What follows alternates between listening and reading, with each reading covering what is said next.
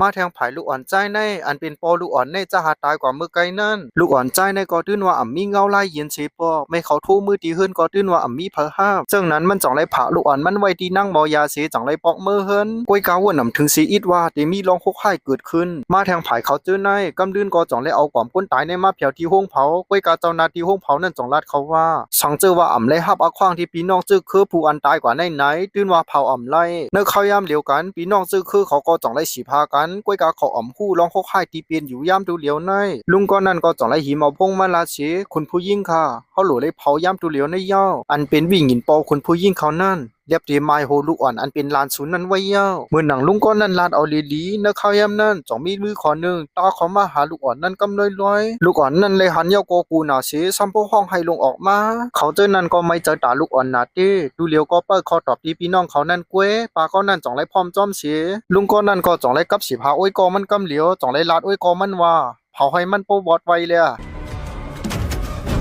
มือเปียวไพ่ลุกขึ้นมาที่เนื้อเต่าเผานั่นเย้าก็มือผีนั่นจ่องไรจางหายกว่ากำเลยรวยลูกอ่อนนั่นก็จ่องไรอยู่ลีขึ้นมากำเหลียวอ่ำห้องอ่ำไพ่เทียงย่อลองในอ่ำจือว่าเย้าง่ายๆจึงในกล้วยลุงในจ่องไรหับพงก้นคุดตูตายมือวันนั่นมันจ่องไรกว่าหาใจก็ในก็เหมือนหนังว่าพันมันชำโปปลายโปอ่ำอยู่จอมตูจอมคิงย่อมันจ่องไรลาดว่ามือวันนั่นตาอย่าไปแหมงูตูนั่นล่ะเย้าก็น้ำตามันจ่องไรไหลลงมาเป็นสีเลือดเมื่อลุงก็ในไรหูว่าเงาลายมันอ่ำปอกใครเจอเย้านั่นมันจ่องไรขึ้นกว่าที่ขุมก้นตายเมื่อเขาขุดออกมามือวันนั่นหิมหอมขมนั่นก็จังไรมีมาลินซัมโปเตรียมกว่าหมดลุงก็ในก็อ่อมชวนเจอช้างมันจ่องลงกว่าที่เนื้อขุมนั่นเสียกว่าปากด้วยจ่องไรหันหัวงูดีใจก็นั่นเตียบมือวันนั่นซ้ำเหมือนหูผู้ยิ่งไว้ลุงก็ในก็อ่อมยำทบยำหันสีปอกเลยมันจ่องไรทุกเจอกว่ากำเหลียวกุยกาไว้สีนั่นมันจ่องไรหันลองอันลีตุกเจอหรือสีนั่นเทียงก่อนแต่ก่อมก้นตายที่เขาขุดขึ้นมานั่นซ้ำมีก่อมทิ้งลูกดึงพังซ่อนกันไว้อยู่ในมันพังสองปอกจ่องเจอหือเย้าก็ก่อมลุงในซ้ำมีตึกลึกเค้นไว้อย่างเนียนหนาเหมือนหนังว่าตั้งเจอมัดไว้ลุงก็ในก็จ่องไรทั่วห้องหมู่จุ้มมันเสียเขาจ่องอ่อนกันยุกกว่ามันได้ขึ้นมาเทียงหวยนึงมาลินอันอยู่หิมห้อมจื้อนั่นก็เหมือนหนังว่ากูฮีสีจ่องเน็ตเลียนออกไ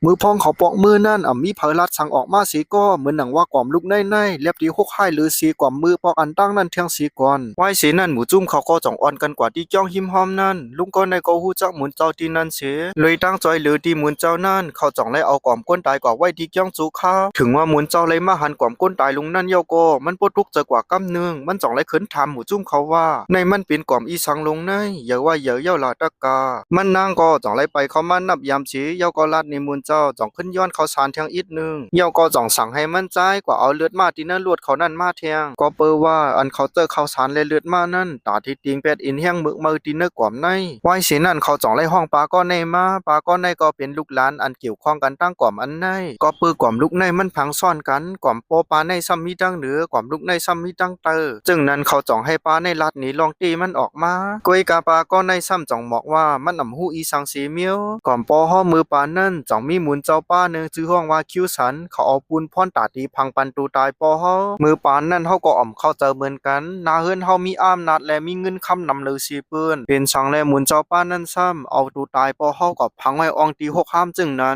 นลุงก้อนในก็จ่องไล่ลาดออกมากความคอหนึ่งที่เหนือพากวามปอศูนย์นั่นมีตัวลิกแปลกๆซ้ำปอเตรียมกว่าเชียงปอศูนย์ในอ่ำเจ้าว่าเป็นก้นธรรมดากวยกามันเลยหักหลังจื้อคือวันเมืองตูเก่าขึ้นในเย้าปอก้อนในเลยยินจึงนั้นเย้าก็มันจ่องไล่ผุยความลับเนื้อเจอมันออกมาไอ้จ้องว่าปอเขาในเป็นก้นขายจื้อจ้าชีกว่าอยู่พังเจ้าคือแก่ปานหมุนเจ้าป้านั่นก็อ่ำเจ้าว่าเป็นก้นจื้อจ้าเฮากวยกาเป็นเจ้าคือแก่ปานเหมือนกัน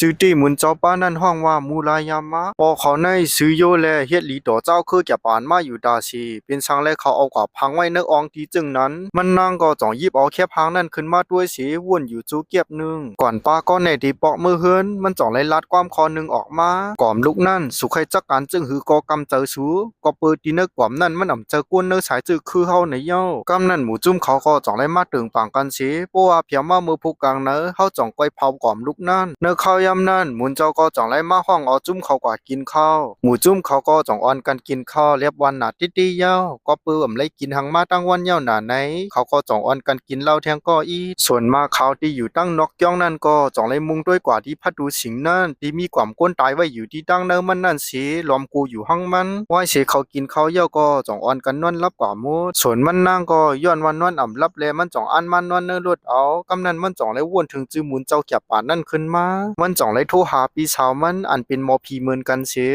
ปีสาวมันจ่องเลยลาดในซึกปืนหมุนเจ้านั่นว่ามูลยามะอันเป็นหมุนเจ้านั่นเป็นผีมิกษาคนที่เนอเมืองเขาจ่องเลยห้องว่าเป็นมาลินมิกษาในย่อสลาเขาก็ยามทบมันอยู่เปาะหนึ่งกวนก้อนในมีเอียนเฮียงกัดเขียนโปตวยเตเล็บเดอ่ำเจอกวนย่อเล็บเดเป็นมาลินมิกษาที่พามตูเข้ามาเศร้าถังไว้เสียวางสายตีปีสาวมันย่อก็มันนั่งจ่องคุกจะเลยนายเขาตีอันไล่ลู่หายกว่าย่อนั่นเนื้อกูปอกเพราะมันนั่งเจออ่ำลีไหนมันนั่งตีวนถึงนายเขาจอมเลยอ่ำไล่ตั้งเจอมาแทงผายมุนเจ้าป้าในตุกสือพามันเสียตุกอ่างตีนอนอยู่มันจ่องเลยยินเสียงสังอ่ำหูหลังมาตีนาพัดดูเนื้อเขายามเหลียวกันมันใจก็จ่องเลยหูดูว่าญาผีอ่ำเย่าไหนเสียมันจ่องเลยมึนตาด้วยจ่องเลยหันว่ามุนเจ้าป้านั่นตูมันซ้ำโบเลือดกว่ามวดเสียซ้ำลาดออกมาแทงว่ามีก้นเอาตับมันกว่ามันใจก็จ่องเลยเตรียมความกัดถามันขึ้นมาเสียเย่าก็จ่องเลยขึ้นมึนตาด้วยก็อ่ำหันสังเย่ากำนั้นมันจ่องเลยก่อผุยพัดดูจ้องด้วยเสียก็อ่ำมีเผาอยู่ดังนะมันจ่องวนอยู่จูเก็บหนึ่งเสียมันจ่องเลยกว่าด้วยตีนาพัดดูที่มีความตั้งเนอมันนั่นมีกักซอกคัดไว้อย่างแน่นหนามันก็จ่องเลยไว้วางเจอกุยการเนื้อข้าวยามนั่นมันจ่องเลยยินเสียงหมูห้องลงขึ้นมาเสียมันจ่องเลยเนียดกว่าด้วยจ่องเลยหันพางห้างอันดีกูเลยเสียเปื้อน